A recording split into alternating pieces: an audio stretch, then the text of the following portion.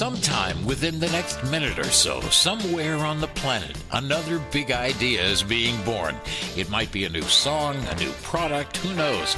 And who knows how to make this idea grow and introduce it to the world? Let's find out. Welcome to The Next Big Idea with your host, Peter Gantner. The program is sponsored by kulaBrands, dedicated to help with branding, funding, and marketing the next big idea. And if that idea is yours, you want to pay particular attention to the particulars. Peter and his co-hosts and guests will explain just how it's done. If you happen to be an investor or just an interested party, you could benefit from the efforts of kulaBrands. You could become a part of their community of folks who want to help others and make money in the process.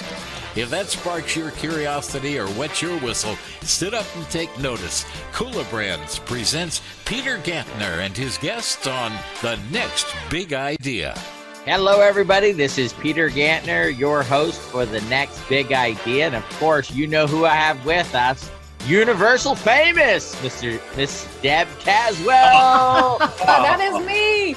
Woohoo! Thanks, Peter. And we also have Mr. Corey Moran with us. You all heard how he slipped there by natural reactions. He said, come Mr. first. Hey, everybody. How's everybody doing? Oh, wow, guys, we got a great show for you today. We have with us serial entrepreneur Greg Titus.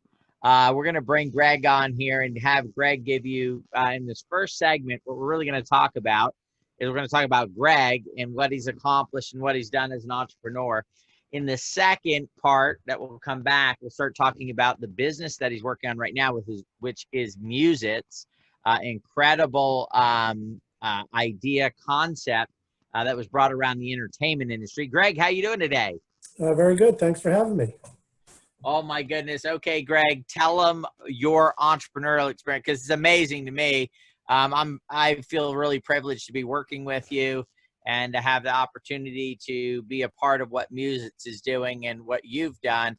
You've had a celebrated entrepreneurial career. Can you give us kind of the highlights of it? Oh, sure. Yeah, it's been an interesting ride, to say the least. I started out after getting out of school. I went to Madison Avenue in New York and worked for a couple of really big advertising agencies. At the time, one of the biggest in the world.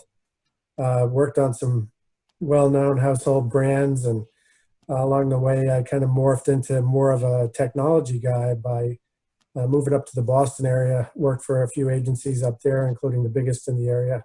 Arnold Communications. And that was right around the time that the internet started to become a thing. So being a little bit of a technical person, I kind of jumped on the wave and started to ride it, and ultimately launched the interactive group inside Arnold Interactive. We worked on some great online campaigns and built websites for brands like Volkswagen and the phone company, Fleet Bank, Ocean Spray Cranberries. So as you can start to see the pattern here, I've worked on a lot of different brands along the way. And I think that's what's helped me as an entrepreneur, because I got to see how other people put their businesses together. Real quick, Greg, you mentioned, so here you are, you've got this cushy, Madison Fifth Avenue, great career going.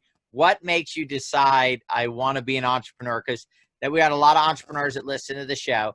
What made you make that jump? Was it there the whole time, or did you get tired of working for other people? Oh, God, no. Probably the thing that really kind of pushed me over to become an entrepreneur was, well, two things. As a marketing guy, I was really frustrated that I couldn't get all the information I needed. Because in order to make good decisions in marketing, you need to have all the data, which is kind of what led me to get involved in a data company. So we would run these multi-million-dollar campaigns. I worked on the Jell-O pudding campaign with Bill Cosby, a $25 million ad campaign. I couldn't tell you whether or not it worked. And so as a guy who cares about that kind of thing, that was very frustrating. There were lots of examples along the way like that. I worked with 7-Eleven on their Olympic campaign. They spent millions of dollars on the '84 Olympics. They brought in all these artists. I couldn't tell you if that worked either. But the thing that really attracted me to the internet was you could see, you ran marketing, you could see what the impact was right away. Are people clicking on the banner ads? Are they coming into the website? What are they doing inside the website? Are they ultimately doing what you want them to do? Are they making a purchase? Are they downloading a white paper? What is it that the ultimate objective is with your marketing? So the fact that I thought I could control all of that led me along this journey, because I initially started out as a copywriter. Got frustrated that I couldn't really see what was going on, so that led me into account management. And then eventually went client side. While I was on the client side, I realized I still couldn't control the whole thing. And that led me to start these organizations that I thought could handle the whole thing. After Arnold Interactive, I ultimately ended up at a large financial services company, and I ran the e-commerce group. I was a senior vice president of e-commerce for Scudder Kemper Investments. So I got close to the money, and that was really interesting because there's so much that you can do on the financial side. And you can really see when you can control that whole process on the client side, working with agencies, of course, and you need all these creative people working with you. But seeing from soup to nuts the impact of what you did and how you spend your money. And now you jump into your first venture that you actually started on your own? Yeah, so after Scudder Kemper Investments, I thought there was an opportunity to marry what I had done at Arnold Interactive with what I had learned at Scudder, because there was a need for people to be trained all the time in financial services. There's required training for brokers. There's required training for everybody that works in a financial services organization. But it was so awful. It was boring. They would give you these gigantic notebooks, slap them down on your desk and go, okay, you got to read this and you're going to be tested on it. But it was real very quick, hard. Greg, so you saw a need from somewhere where you worked, you saw a frustration, and so really you've put a puzzle together here, right? You said, oh, wait, there's a problem here. There's this new opportunity with the internet to be able to get information. I see there's a problem with training, and then just put that all together. And that came the clear picture of the business that you thought would provide value, right? Because all businesses need to be able to provide value in some form or fashion to someone else. And that's how you build a business, right? You're exchanging that value for their dollars, which then again allows you to scale and build your business. Yes, absolutely. In fact, the one thing that I had learned in my Arnold experience, we had done interactive CD-ROMs, and we had done some web applications, and we even built an extranet for the Ocean Spray cranberry growers so that they could learn from each other. So I saw this education opportunity while I was at Arnold, and then I thought, why can't we apply that in the financial services realm? So I ended up ultimately starting a group called Acadient and the Boston Institute of Finance. We built online training for financial services professionals. We built Boston University's Certified Financial Planning Program. We worked with the University of Pittsburgh and built their fiduciary studies program. We built accounting test prep and brokerage test prep and all these different programs that took these interactive elements and applied them to some real stale content to try to make it a little bit more engaging and entertaining, almost edutainment for this dry content that people were required to take. Now, Greg, you're talking about working with some big people. So there's some entrepreneurs that they're like, I got an idea, but how do I get to a university? How do I get to these? Is it just contacts? Is there a method that you use to open the doors? Is it bringing other people on board that have the contacts? How do you get into a university to sell them a product or service if you have something that you believe is valuable for them? Well, I think back then a lot of it was networking. It was knowing the events to go to and the trade shows and conferences and meeting the right people and asking them to connect you to the right people that could get you in the door so that you could find the decision makers. Nowadays, I think there's a lot more that you can do with social media and getting connected on LinkedIn and the other vehicles that are available to us. People tweet, you can tweet back at them. You can connect to them in these conversations and make the appropriate contacts to help you build your business. And then we've got all these different data opportunities as marketers that we can take advantage of to actually communicate to people at the event level or in their household with the messages that we want to reach them with. That's awesome. So essentially it's the Aladdin Factor, right? I've mentioned the book before on the show. It's you have to ask, right? So go on to Twitter and try to create a conversation and ask for what you need and see if there's an opening. And again, I love LinkedIn. LinkedIn is a great way to find who's doing what, who works where, and to be able to open those doors. And you can also see if you have common people that you might know that may have a better relationship, right? By going on to LinkedIn and saying, oh, I know John. John and Larry are tied together. Let me check with John and see if he has a working relationship with that person, or if it's just, you know, same thing. They just clicked on like on, you know, or connect with that person on LinkedIn. So fantastic advice there. We've got about 48 seconds left. So before we go into the rest of your story, we're going to get some more of it on the other side of this break. So as somebody who worked for another company and now we're going to run out of time before I get this question. And I want to make sure we get the answer to this, because there's a lot of people out there that they're working for someone else right now.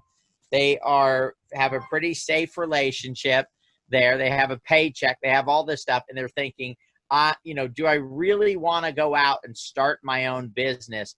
And that's a question I want to get from you, because I mean, it had to be like, there had to be some fear there. I've got this great job, great position, and now I'm start my own thing. So we're going to be back after this break with Greg Titus. You're tuned in to Better Living Radio, streaming worldwide across the internet, and you're listening to entrepreneur and thought processor Peter Gantner on The Next Big Idea. Stay tuned. Peter will be right back. It's a touchy subject, but are you concerned about the rise in teen suicide rates? The numbers are getting higher every day. We know suicide is a lonely experience that occurs when someone feels disconnected from the rest of the world. With the loss of our in-person interactions, it's happening more and more, but that's not the real problem. The real problem is that until now, there's been no way to quickly turn around that negative thinking. Now, there's a simple tool called the Why Not Workbook. Created by the founder of the Teen Suicide Prevention Society, the Why Not Workbook is designed to quickly break the patterns of negative thought, shifting you into a place where you reconnect with your personal reasons for living. So, if you've ever felt helpless, like there was nothing you could do, you'll want to grab one of the free copies of the Why Not Workbook and share it with your friends. Get your copy today at whynotworkbook.com. Better Living Radio is on the air, and yes, it's everywhere around the world. Are you wondering, hey, what's the big idea? Well, funny you should ask.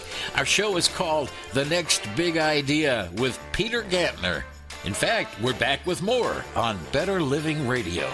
This is Peter Gantner, and we are back with The Next Big Idea with our special guest, Greg Titus. So, Greg, we were going into the end of the last segment. One of the things that I really want to get through here is, okay, so you're working for companies and you decide to start this venture. What were some of the fears that you had, or was it just, you know what, I can do this? Did you set yourself up maybe financially, save up some money? What was that process to go from I got a job, the bills are easy to pay, to, oh my goodness, I'm going to work, 18 hours a day? And maybe give us a little bit. You're in the ad business, so I know sometimes there's long hours you put in segments there, but it's more kind of not all the time when you become an entrepreneur. Can you kind of explain the difference from going from corporate America to the entrepreneur side of things? Sure. Well, the agency actually is really good preparation for becoming an entrepreneur, because you do work a ton of hours. And I worked on new business as well as, regular advertising that people did. So when you work on new business, sometimes you're up till midnight or, all night in some cases when you're putting a pitch together that's due the next day. So when you're running your own business and starting something from scratch, you're in a very similar situation. You've got deadlines to meet. You've got people counting on you. You've got employees, as you guys know. There's a whole group of people around in the background that are counting on you to get things done. And if you don't get them done, then you can't expect the other people on your team to get them done. So it's a tremendous amount of pressure. And maybe I'm crazy, but and some people would say that I am, I kind of thrive on that. I've been in that mode my entire career. Always worked a lot of hours. I think I enjoy it. I enjoyed marketing. I enjoyed advertising. I enjoy entrepreneurship. I like to build things. And yeah, it was crazy. I walked away from a huge paycheck when I was at Scudder Kemper Investments. They were paying me really well. I had fantastic benefits, and I stepped into the unknown, the void. And who would have done that? Not too many people would do that, but I've done it, and I keep doing it. Glutton for punishment. I've started multiple companies now and had some success. So it keeps me coming back and keeps me young. Okay, so let's get back to it now. So you create this training business in the financial services industry. Yeah. So we were out picking up clients, and we got $5 million to get the company off the ground from Skandia, the Swedish insurance financial services company. And it was right around the time that Skandia was told that they needed to pull back in the U.S. They were having some issues with their variable annuities business. So they told all the portfolio companies, hey, you guys, we're going to either shut you down or sell you or try to figure out what to do with you because we're ratcheting back our presence in the U.S. So if you can find a buyer for your company, you can keep going, or if you can get the company to the point where it's self-sustaining, you can keep going, but you can't count on us being around, and we've got to work out a way to exit from this business. So we immediately started to go on the road and try to find people that would step in and take over the equity position that Skandia had in the company. We ultimately ended up selling it to this group that was a hedge fund operator in the Boston market. They bought it, and I stuck around for a year after that. As oftentimes happens, the founder, when new ownership comes in, they've got different ideas, and sometimes it doesn't connect with the ideas that you had with growing the business. So I ultimately decided to do something new after that, which led me to start a company called Course Advisor. So Greg, can we stop right there real quick? Because a lot of these people are going to have to make that decision as an entrepreneur. When do you take money? When don't you take money? What are the risks of taking money, right? That ultimately, when you begin to take money from big organizations, there may be a time when you need to exit prior to seeing it all the way through, right? And that's always a risk when you take money from people who have more money than you, more attorneys, and more power. Right? Absolutely. Yeah, you can kind of push it around a little bit in that side of it. Yeah, and I think I had the textbook bad experience with that. I would come into my staff meeting on Monday morning, and one of my guys, my team, was no longer there. And I found out that they fired him over the weekend, and they replaced him with one of their guys. So, you've got people that are there with you from the early days. You trust them. Like, you guys have a great team right now. And then imagine you come in to your meeting and you find out that person that you count on is no longer there. And there's somebody that you don't know a whole lot about that's been hired to take their place. So that can be really frustrating as an entrepreneur, but that's what happens when you give up control. Now, Greg, would you say that the further you move your business along before you raise money, the less chance of that happening because you're creating more value in the early days so you can raise money at higher valuations? Do you see a way that people can avoid getting in that position as much as possible? I think it depends upon the business idea. There are some businesses that can be built off sweat equity, and you don't need to give up a large chunk of the company to outside, institutional funds. If you focus on building up the business on your own, if you're able to do that, the longer you maintain control, the more you're going to have a positive experience. But you give up a lot too. You give up a salary, as we all know. In the early days, sometimes it's hard to pay yourself. You might be able to pay the other people on your team, but you're at the bottom of the list, and that can be a struggle. And sometimes it helps to have some other people involved in your life that can help you get through those periods. Yeah, and we actually did a show on the sharing economy, right? Utilizing driving Uber a couple hours a day, renting out space in your home if you have it. So we actually did a show on prepping yourself that you may not be able to take a salary at some point when you're running your business. So have alternative means to make some money, whether it's delivering food or whatever it may be, through that sharing economy side of things. Yeah, in fact, that's great advice. If you can tell people that, look at the mission that you have in front of you and try to block off some time that you can focus on it and build your business. But then there are other businesses, I think, that, time to market is really important. And you need that money to get to the point where you're going to become one of the major players in the market. And if you don't get it quick enough, somebody else is going to take your place. So you need to take the outside money.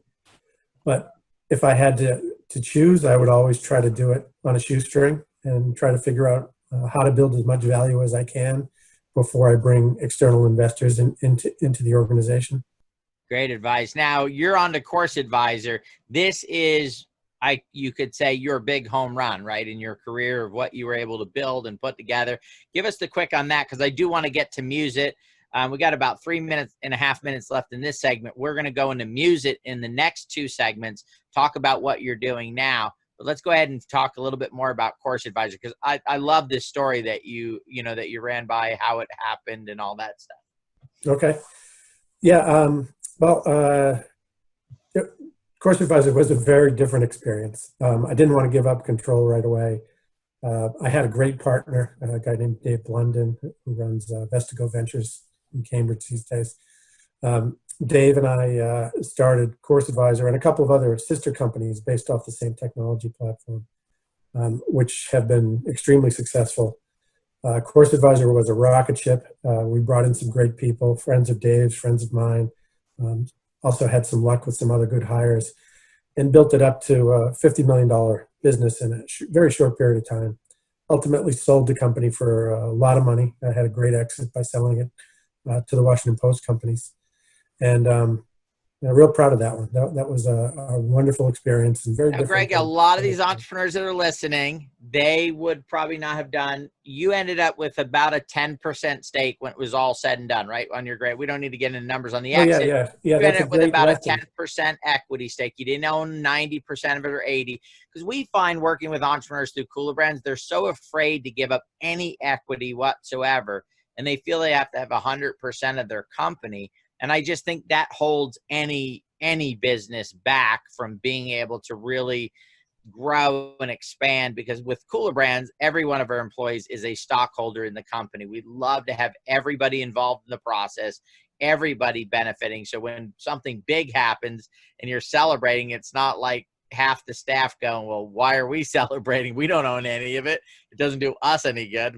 Great, we'll get to keep our jobs, but there's not that excitement level there. Yeah, no, in fact, that's a really good lesson for people to understand, because you can own 80% of something, but it might not be worth very much. You can own 100% of something, but it might not be worth very much. But if you own 10% of Uber or Tesla or one of these other big organizations, you can be a billionaire. And I think that's the lesson I learned with the Course Advisor experience. Not that it was $1 billion exit, but it was a very healthy exit. And myself, my partners, the key people in that organization did extremely well and have gone on to do some other really cool things since then because of what we were able to do with that particular company. Well, and that's a great point, is once you have your first success, then you can go on to other successes. It opens doors for more people to work with you, maybe easier to find some venture money and stuff because you've got a track record now. Matter of fact, when you go to the valuation sites that are out there to come up with a value of your company, they ask, have you had an exit? How long have you been involved? These are factors in giving a valuation to your next project. We are here with Greg Titus, serial entrepreneur. We're going to get into his next project in this next segment. He's got one more exit that he did in between that. We're going to be back after this break with Greg Titus and more on the next big idea. So are you wondering where the next big idea will come from? Well, you'll hear about it first here at Better Living Radio. See, this is the show called The Next Big Idea. Maybe you got the next big idea, or maybe you just like to make some money from it. Peter Gantner will explain when we come back on Better Living Radio. Do you absorb information on stocks and the markets better when you can see it in black and white? You can read all about the subject matter heard on the Dent Market Digest simply by clicking on to harrydent.com.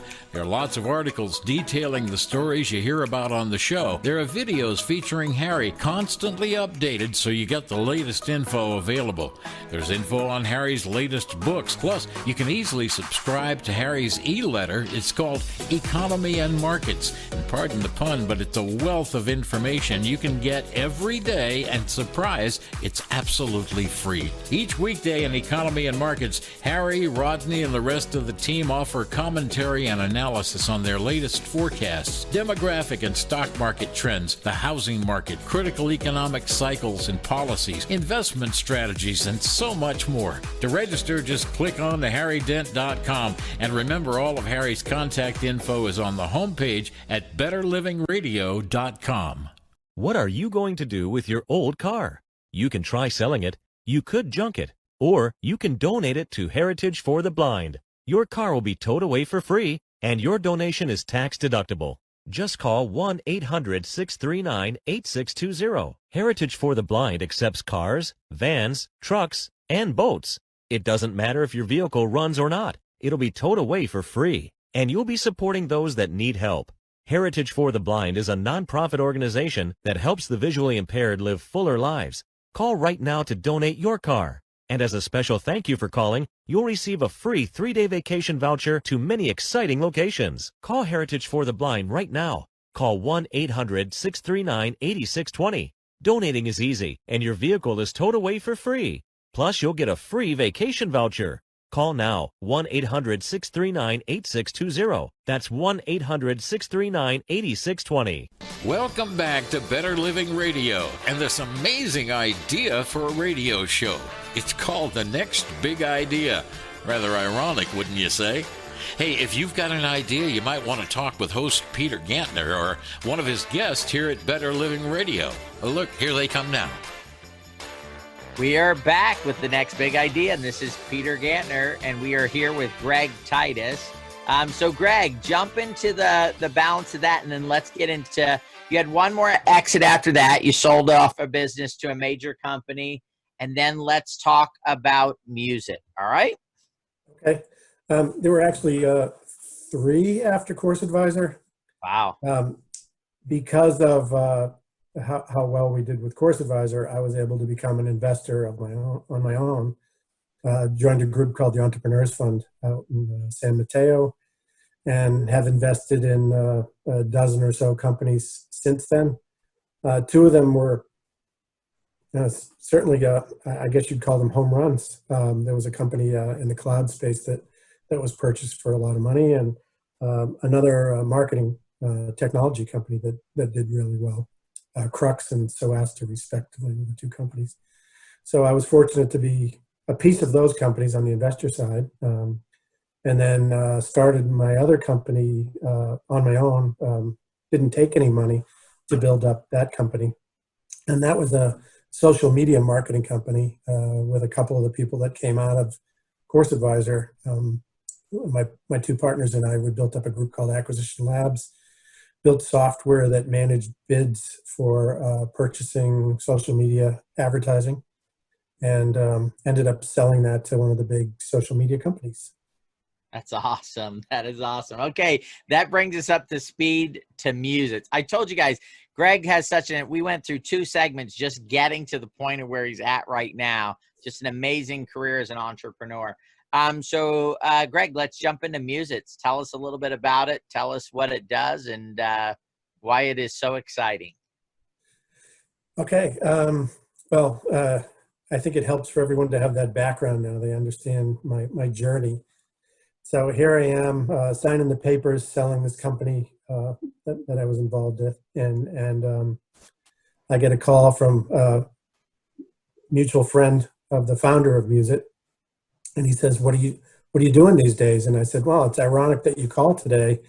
As a matter of fact, I'm signing the papers to sell my company, and I'm not sure what I'm going to do now. I teach at at Endicott College. But that's basically all I have on my plate right now, and I've got to figure out what else I'm going to do. So he goes, let me tell you about this company. And he goes, you know how people steal music? You know, they download music like Napster, all that kind of stuff. And I was like, well, yeah, but didn't Napster get kind of taken out, and is that still a thing? And he said, yeah, as a matter of fact, it is, and it's probably bigger now than it's ever been. People are sharing digital content all over the world. They're not just sharing music, they're sharing TV shows, movies, software, video games, you name it. If you can save it and share it through your computer, there are people sharing this stuff all over the place. And I'd like you to meet this guy, the founder of the company. He's actually a rock star. I was like, really? Tell me about this rock star guy. And so he tells me about Tommy Funderburk, and I look him up, and sure enough, Tommy's played with Boston and Bon Jovi and Motley Crue and all these bands that I'm really familiar with. And I realized that I've actually heard Tommy speak before and sing before, and it was pretty cool. So Tommy flies up to Boston. We meet in the North End in a nice Italian restaurant, and starts to tell me about his vision for the company and how he had been at it for a little while and been through a couple of different iterations, but they were really focused on the music side of the business. And they had spent quite a bit of money developing the software, but it didn't really work yet. They still had a lot of development to do, and not a whole lot of money. So I was fascinated with the fact that here was a unique data set that I hadn't really heard about before.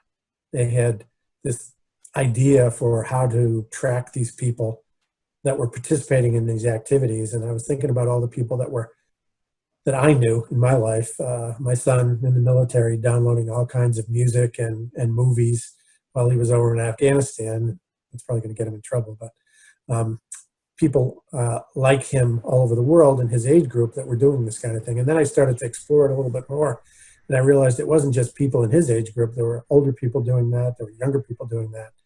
There was actually quite a few people that were involved in this activity, and it was even bigger outside the U.S. So the more I dug into it, the more intrigued I was with the data side of things, because data had really helped us to build Course Advisor and Acquisition Labs. We were looking at the data to make decisions. So Tommy and I started to talk about what we could do with this company, and we hit it off. We're now friends to this day, and it's been a lot of fun watching it grow from an idea to something that actually works.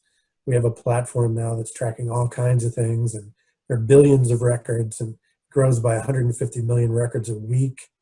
And Greg, on the working part, you guys are getting 4 or 5 times the results of other data sets right now currently off of it?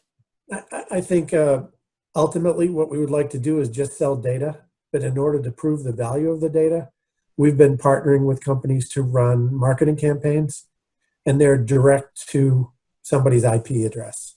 So we will take a list that we build, that we curate, based on what people have downloaded, based on the partner company that we're working with. So, for example, we worked with an organization recently that was interested in finding people that were interested in Christian content. So we went out and we looked at all the people that had downloaded Christian artists in the United States and watched movies related to Christianity or TV shows related to Christianity. And we built this, what we call the Christian list. And then we ran some advertising that was appropriate to that target audience. And you're right, the response rate was 4 to 5 times what the average is in that category. That's incredible. And we're getting ready to use you for one of our companies, Helix. You guys are going to do an ad campaign for us to run some stuff there on the CBD side of things. We're excited to get that campaign up and running and going here very soon. Hey, Greg, help me understand the thought process that goes from learning about this company that is, kind of taking the Napster people who are kind of downloading things. And I think when most of our listeners hear that for the first time, I think they're going to have that, oh no, big brother, what's happening? This doesn't sound good. So can you help the mindset shift there into what you're actually doing with the data, instead of a bunch of people getting in trouble, but actually what we're doing? Oh yeah, that was, I think, the interesting twist that Tommy had on that whole thought process. Tommy said the people that are downloading my music, that I don't want to get them into trouble. They're my fans. They're listening to my music. I love those people. I want to find ways to connect with them even more. Maybe I can sell them a T-shirt or get them to listen to my next album or sell them some merchandise, a guitar that I signed or anything. Let's treat these people as fans. And I think when we look at TV shows and movies and all these different properties that are in there, the people that are downloading the material are fans. There's a reason that they went out and looked for it. Maybe they didn't want to spend the money on it. Maybe they don't even think that they need to spend the money on it. I think when you talk to younger people, they don't think that they're stealing it when they're downloading it. That's something that goes back now a generation, if not 2 generations, where people thought, oh, you can't do that. They just think that's the way that you consume the media. And with people cutting the cord with cable TV, you're seeing all kinds of programming that I never thought would get shared. I could see like a blockbuster movie getting shared, but HGTV programming, people watching how to buy a beach house and renovate it. I would never expect anybody would share that kind of material, but it's in there. Pretty much anything you can imagine in terms of programming is in there, and software too. Well, the value to the owner of the content is that people are watching it. Their brand is building bigger. They just need to, like you were saying with Tommy, they need to learn to monetize that by developing products and services that they can sell directly to their consumers, right? Whether that's a course, whether it's a T-shirt, whatever it may be, and then extract. So instead of saying we're going to make the money off the content, we're going to use the content to build the audience and then extract by creating other products that are value to that audience. Yeah. In fact, we've been looking at the software category recently. And you look at the numbers of downloads of software products like Adobe Photoshop. So there's probably 10 million downloads in our database, 10 million households that have downloaded Photoshop. What can you say about those people? They obviously like Photoshop if they're going to take the time to go out and find it and download it. There's probably a pretty good chance that they know something about graphic design. So maybe when the next version of Photoshop comes out, Adobe could market to those people and get even more people to become customers because they might have something that they can't find through the download universe. Yeah, so the newest version or some other benefit from it. This is absolutely fascinating to me. Corey, you got any questions, buddy? You want to jump in on our conversation here? Because this got to be fascinating to you. Yeah, I'm probably like anybody else listening right now, truly fascinated by data and what Greg's capabilities are with the company. It's something that I always sit back and wonder, how these things work and really what's the process from A to Z. And, I've got the pleasure of getting to know Greg over the last couple of years. And there's a reason why he's involved with all this. He's a brilliant entrepreneur, and I couldn't think of a better industry than data to be in right now. There's a couple up there, but this is just an incredible thing. And I think I'm just more sitting back in awe of the conversation. This is above my pay grade. We are coming up on the end of this segment. We're going to be right back with Greg Titus and the next big idea. You're tuned in to Better Living Radio, streaming worldwide across the internet, and you're listening to entrepreneur and thought processor Peter Gantner on the next big idea. Stay tuned. Peter will be right back. You've heard it said right here, you can't move gigantic boulders unless you've got some kind of leverage. Like a crowbar positioned in just the right spot. With enough leverage, you can multiply your strength and move mountains. The idea applies to investing too. Think of it. How'd you like to own companies like Roku or MasterCard or Raytheon and put down as little as 10% to unlock the treasure chest of unlimited upside gains while drastically reducing your risk, and do it all with zero borrowing cost? You just need that leverage and a little know-how. So Dan Frischberg Frischberg and the entire Money Man team are making that possible. They're handing you your very own investment crowbar in special step-by-step, click-by-click instructional videos called the Layaway Option Service. It's for beginners and pros alike. Look, if you want to make real money, you owe it to yourself to take advantage of this once-in-a-blue-moon opportunity. It's your chance to see the results for yourself. The cost is next to nothing, and look what's waiting for you. Generally, you'll get 3 detailed trades each week, quality, actionable trades. You get detailed instructions on buying and selling specific put and call options. The Layaway Option Service shares specific underlying stocks, expiration dates, strike prices, and shows you how much money you could make instantly. It's Dan Frischberg's proven money-making discipline that over 50 years has made a lot of people rich. Lots of other benefits are waiting for you too, along with these special step-by-step, click-by-click instructional videos. The Layaway Option Service. Too much to detail here, but it's all right there at themoneyman.com. Themoneyman.com. Better Living Radio is on the air, and yes, it's everywhere around the world. Are you wondering, hey, what's the big idea? Oh, funny you should ask. Our show is called The Next Big Idea with Peter Gantner. In fact, we're back with more on Better Living Radio. This is Peter Gantner, and we're back with the final segment for The Next Big Idea. We are here with Greg Titus, of course, my co-host Corey Moran and Deborah Caswell. Greg, go ahead and take it away and finish telling us a little bit more about Muzit. Okay, yeah, so in Muzit's current stage, we're trying to build out all these different audience lists, because ultimately what we want to do is sell data to people, and we'd love to have people going through our portal and downloading lists on their own, so that they can find how good this data is and market to people through these different lists that we build. So Greg, can you give us a couple of examples of how someone would use your data? So maybe on the music side, wanting to book concerts, maybe in some other ways that it'll be used? Sure. Yeah. You mentioned Donovan earlier. Country artists like Donovan might be interested in pulling a list of country artists to see where they're most popular in the U.S., where the most downloads are. So we can we can produce reports like that would help somebody maybe plan a tour.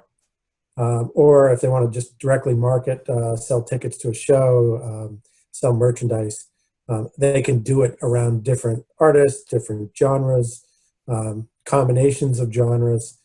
There's all kinds of data related to music, obviously.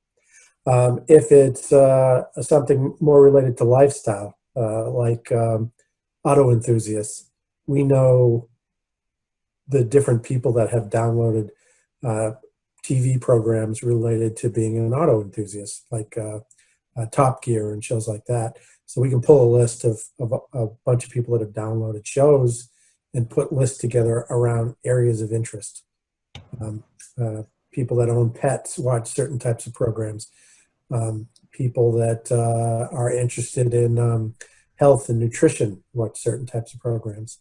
Star Wars fans, various comic book shows, DC Comics, pretty much you name it. If it's out there on the TV, whether it's coming through Netflix or your cable box, chances are it's also available in the peer-to-peer file universe and being shared, so we can go out and find the people that are sharing that content.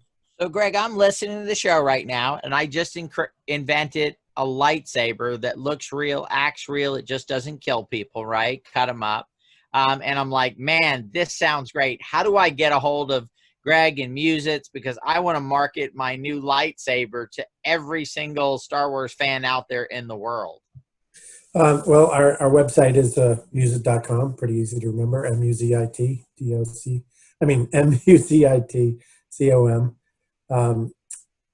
You can go to muzit.com and you can sign up for an account where you'd actually be able to download a list like that.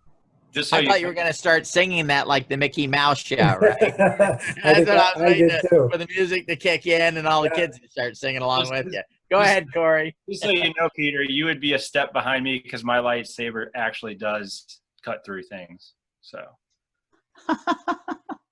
Well, that's for another show there, buddy. We'll have to talk Yeah. about that one. Maybe you Another. I'll should have to bring that contact Comic-Con. Muzit. Yeah, don't bring that one to Comic-Con, Corey. Oh yes, I'll keep that one at home. Oh my goodness. So Greg, why don't we take the rest of this segment with maybe some advice to the entrepreneurs that are listening? You actually teach an entrepreneur course at Endicott College. Maybe you can talk a little bit about that, but maybe just a few things. I mean, just for the people that are listening, what would be some great advice that you could give them over the next 6 or 7 minutes that would help them in their entrepreneurial journey? Well, one of the things I emphasize to people is getting to understand the market, because lots of people have great ideas, but if there's no market for them and the market's not worthwhile enough for investors to get involved, it's probably a waste of your time. So if you've got an idea, look and see what's out there already. If there's nothing out there and you've got to educate the consumer to teach them about your product and the market, you're going to have a real uphill battle to get there. So if you can look and you can see some key competitors that maybe there's an opening, a positioning that you could take advantage of, that's one thing that you might want to look at. So do a competitive analysis and see what's out there. And like I said, look for the opening in the market if there is. Is there a good resource out there, Greg, for doing a competitive analysis? I hear it all the time, but it's like I've never done one. Is there some place for people to go to kind of get some guidance on doing that competitive analysis? Yeah, there are some marketing resources, some websites. Probably the best place to start is Google. Google whatever the product category is and competitors, and see. Chances are somebody's written a report and might identify who some of the key companies are in that space.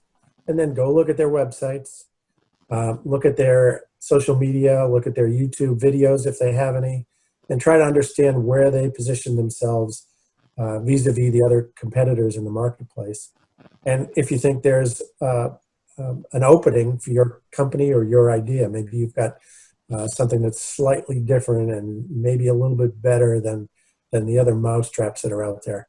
So that would be your unique selling proposition, right? I have a similar product, but it's unique in this way. And so that's how I'm going to approach the marketplace. And a lot of times when you're doing the research, you can really see, especially going to the chat boards and seeing what people are complaining about, right, about that product. You can see if your unique selling proposition actually solves an issue. A lot of times going to, if it's a product, going to Amazon and looking at reviews of similar products that might go, well, every time I do it, the handle folds or the handle's too short, and you've developed something that has a no collapse handle and it's longer than everyone else's handle, you can begin to see if your unique selling proposition actually has a marketplace out there long before you ever put your product out there. Yeah, that's really good advice, Peter. If it is a product that would be sold on Amazon, that's a great place to look and see what the public is saying about that product, because you might discover that there's an opportunity that's not being served right now. So, Greg, you've started several companies, and one of the areas where I find that people have a problem is pricing their item. They think that it's going to save the world, change the world, and they really don't. I know everybody will spend $100 for this, right? But if your customer is a wide customer, if I'm making, let's say, $18,000, $20,000, $24,000 a year, and this is a luxury item, or it's a monthly item, maybe it's something on an auto ship, I probably can't spend $100. So is there some advice you'd give them on pricing and, trying to make it affordable along those lines when it comes to going through the manufacturing process? We talked about this on another show, where when you're manufacturing, you have to look at your COGS so you can figure out what your retail is and see if that's affordable in the marketplace. Well, that's another part of the competitive analysis. Understanding what your competitors are charging, and then looking at what is your cost of goods sold. What does it cost you to produce your version of the product, and how does it compare to what else is in the marketplace? And in some cases, there can be a whole strategy behind pricing. You might have a product that you could price underneath your competitor, but you might want to test whether or not, if you become the premium product in a marketplace, if your product ends up selling better. Because in some categories, people don't want to buy the cheapest product. They want to have a feeling that the product that they're purchasing is the best. There's all kinds of luxury goods that their whole strategy is around that. It may not cost Rolex as much money to build a watch as they charge, but there is this perceived luxury and this status with purchasing a Rolex watch. That kind of thing can happen in a whole bunch of different product categories. That dynamic can be found. Even in food products, sometimes it may cost the same amount to make that nutrition bar as everybody else. They're all paying the same to make this thing, but the consumer is going to pay for the one that's slightly more expensive because they think it's more nutritious. So there's a whole strategy behind pricing that needs to be taken into account too, as an entrepreneur, as you bring it to market, and test out various price points and see which one seems to work better.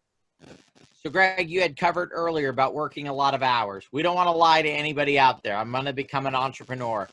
We've got about a minute left, real quick, in about 30 seconds. What does it take to be a committed entrepreneur and really drive a business to make it successful? Well, don't think it's going to be 9 to 5 and you're not going to take an hour-long lunch. You need to think about it as more of a, not 24/7, but be prepared to work nights and weekends. You need to work whenever you need to work in order to get something done. And like my example about new business and advertising, if you've got to get something out the door the next day, then plan to work all night like you did on your finals in college. Just put in the time and the effort, and eventually you'll get there. But you've got to do all this homework too to understand whether or not it's worth your time and your effort. It has been fantastic with you, Greg, here. We are coming to the end of this segment. Guys, join us on our next show. We're going to get Greg to come back on another show. We'll see you on the next episode of The Next Big Idea. Did you ever imagine that these little inventions like radio and the internet, that there was a time when they were considered the next big idea? And yet, here you are today having just heard a program called The Next Big Idea.